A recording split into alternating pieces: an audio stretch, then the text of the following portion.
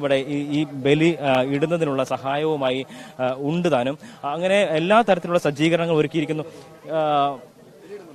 ബലി തർപ്പണത്തിനുള്ള ചടങ്ങുകൾ രാവിലെ തന്നെ ആരംഭിച്ചു. ഇന്ന് പുലർച്ചെ ഒരു 4 മണി മുതൽ ആരംഭിച്ചു കഴിഞ്ഞു.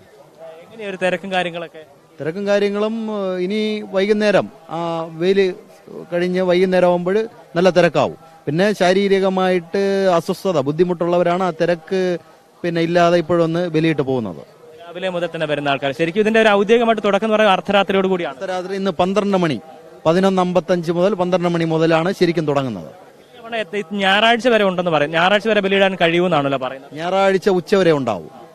ഞായറാഴ്ച അങ്ങനെ പറയുന്നത് അത് നമ്മുടെ ശിവരാത്രിയോടുകൂടി ഈ വരുന്ന വാവിനും ശിവരാത്രി പോലെ പ്രസക്തിയുണ്ട്. അത് ഞായറാഴ്ച വാവ് അല്ലെ ശനിയാഴ്ച ഉച്ച മുതൽ വാവ് തുടങ്ങിയാണ്. അതായത് നാളെ ഉച്ച മുതൽ വാവ് തുടങ്ങിയാണ്. അങ്ങനെ ഞായറാഴ്ച വരെ ഈ ബലിതർപ്പണ ചടങ്ങുകൾ നടക്കാനുള്ള സാഹചര്യങ്ങളുണ്ട്. അത് അനുസരിച്ചുള്ള ക്രമീകരണങ്ങൾ ഉൾപ്പെടെ ഇവിടെ നടത്തിയിട്ടുണ്ടെന്നുള്ളതാണ് ഏറ്റവും പ്രധാനമായും എടുത്തു പറയേണ്ട കാര്യം.